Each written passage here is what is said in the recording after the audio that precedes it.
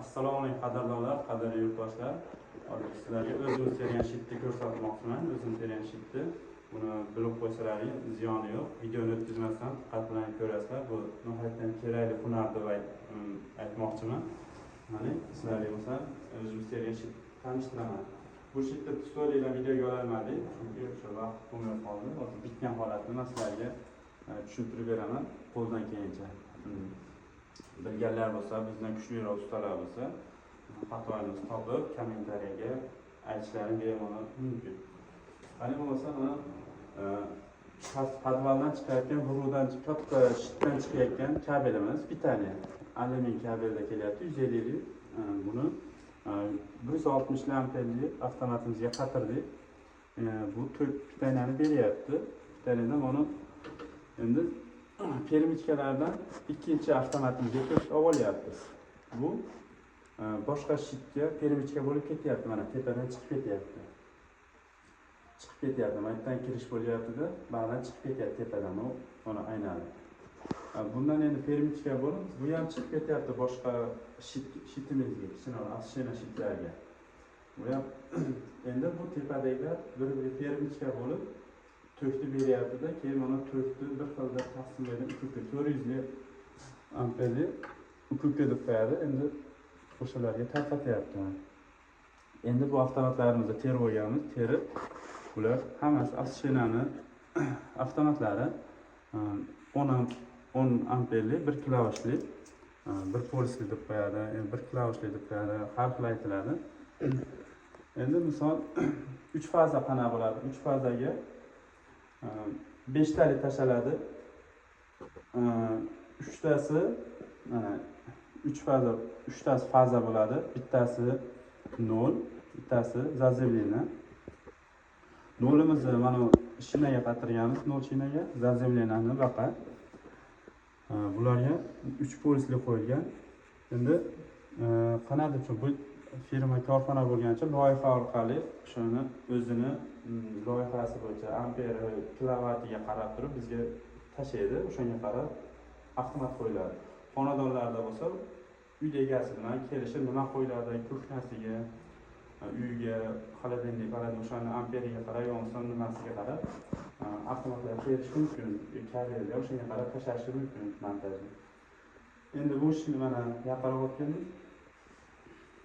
0'imizni shinaga qatirib olganmiz. Mis shina bo'ladi, orqasi izolyatori bor. Bunga tok o'tkazmaydi. Mana o'rtada zashtnigi bor, qizil mana. Buni har bitta mana kabelda 0'ni baqa berganmiz. Mana kabelda 0'ni ham baqa berib turib, bu kabelni bitta 0'ni baqa qatirganmiz. Bundan permitka bo'lib turib, bunga kelyapti ukukimizga. Buni 0'da endi bunga berishimiz kerak. Ikkitadan 0 deb berdik. Bu 0 ishlayapti hozir. Bu zazemlina. Zazemlinani ham maytdan mana korpusga berib, korpusga bunga permitka olib berganmiz.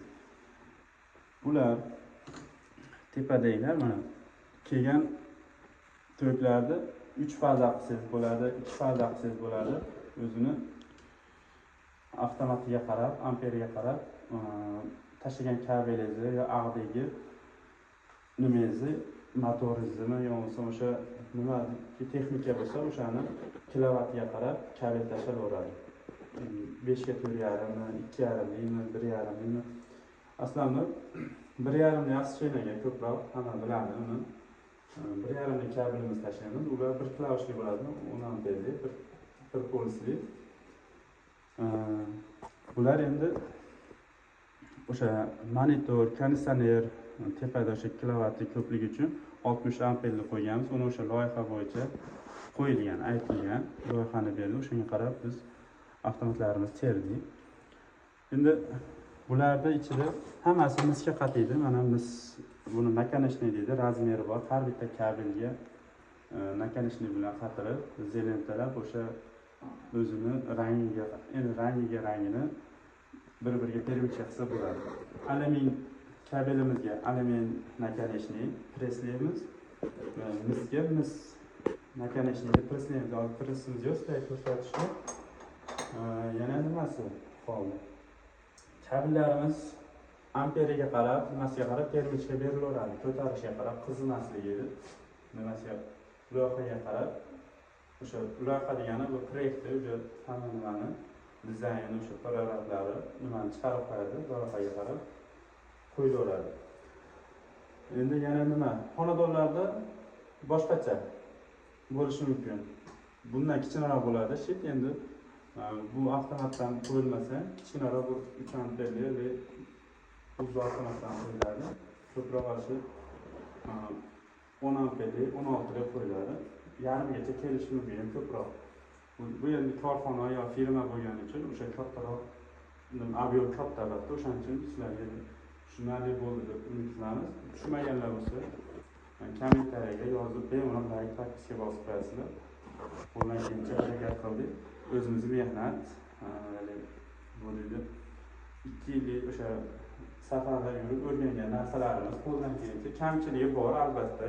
Buni endi har bir bilmagan odam terib ketavermaydi. Bilmagan odam videoga qarab terishi mumkin. Tergandan keyin bir o'zini mutaxassigami yo bo'lmasa brigadiriga ko'rsatib, shuni terdi, bir ko'ringchi deydi. Xatolarini topib, yo bo'lmasa yaxshi bo'lsa yopib ko'rsatib berishi mumkin. Shu hozircha xato kamchiliklar bo'lsa uzr so'raymiz. Bemalol kommentariyaga yozinglar. Shu biz qo'ldan kelgancha. Rahmat hammaga e'tiborlaringiz uchun. Like, tagiga bosib qo'yasizlar.